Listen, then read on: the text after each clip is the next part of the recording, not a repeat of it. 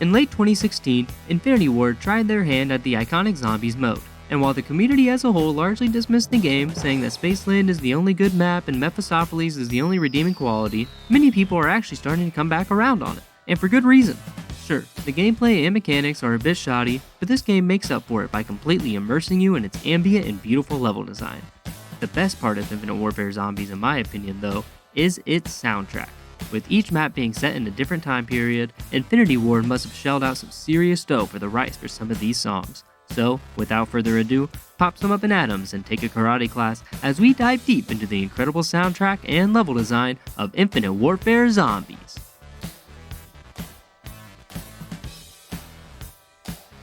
Set in the 80s, Zombies in Spaceland is our first Zombies experience in this game.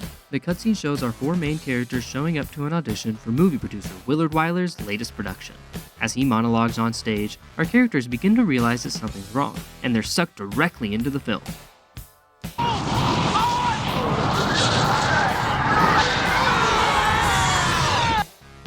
This is such an enthralling start to a story. There are so many popular horror movie subgenres and tropes that making a whole Zombies experience based around them is such a blast. I'm a real sucker for anything with pre-90s aesthetics, so this game is eye candy for me everywhere I look. Zombies in Spaceland specifically has so many different neons and bright LEDs around the park, along with the traps on the map being different attractions.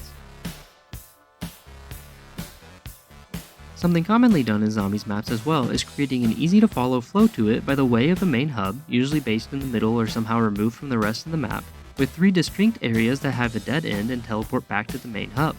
Zombies in Spaceland innovates on this so uniquely, with each of the three sections being a different theme, and the teleporters being more central to their respective locations. A big underground area of the map connecting all three unique locations is also added to help with the flow. And the way that they designed it to look like the underground of a Disney World with employee lockers and whatnot is a neat way to add so much more character to a theme park. Everything about this map is so tasteful, and it almost makes you feel like you're playing a Zombies game for the first time. Each zombie has a model that's unique to its time period, the three main locations of the map all feel lived in and real, and having the Hoff himself DJing while you mow down the undead is nothing less than amazing. Some of my favorite tracks from Spaceland include When I Hear Music by Debbie Deb, Added Up by the Violent Femmes, and You Dropped a Bomb on Me by the Gap Band. One time, I finished the Easter egg and Debbie Deb's banger started. The elation I felt after beating the damn alien and failing the UFO Simon Says step 15 times was one of the best feelings I've ever had in gaming. Busting down, hitting that When I Hear Music felt so good I can't explain it. Even just running around and blasting zombies to that incredible classic rock just feels like. While our characters for this story are the same throughout each map or movie, they are all given a makeover. For our 80s style story, these thrifty rock and roll styles are a perfect touch. This map has so much depth, and you can tell that the developers really had a lot of fun making this game. Before the days of modern Call of Duty games looking the exact same, Zombies had style. Not only did each game feel different from the last, but each map had its own vibe it tried to capture. With Zombies in Spaceland, they did an excellent job of this. I fell in love with this map when it first released, and was so upset when my parents wouldn't buy me the DLC so I couldn't play Rave and Attack of the Radioactive Thing. All of the maps in this game feel like real locations, and I would absolutely love to visit them. The roller coaster rides in Polar Peak is super fun, and I never get tired of it. Playing games in the arcade is super fun, and using the chromosphere to suck zombies up looks amazing. Speaking of the arcade, this game did something no other game has done before or after. They came up with a way to entertain a player after they bleed out in co-op. After one dies in a co-op game, they are sent to the Afterlife arcade to play different games until they earn enough points. Once they do so, they can jump right back into the zombie slaying mayhem without waiting until the next round.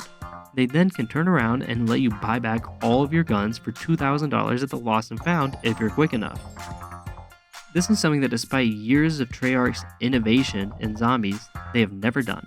Being able to play a few quick fun mini games to chill out after a frustrating down and then hopping back in with all of your guns is incredible. People forget that video games are games at their core. Not everything has to be perfectly balanced, hitboxes can be a little janky. That's okay.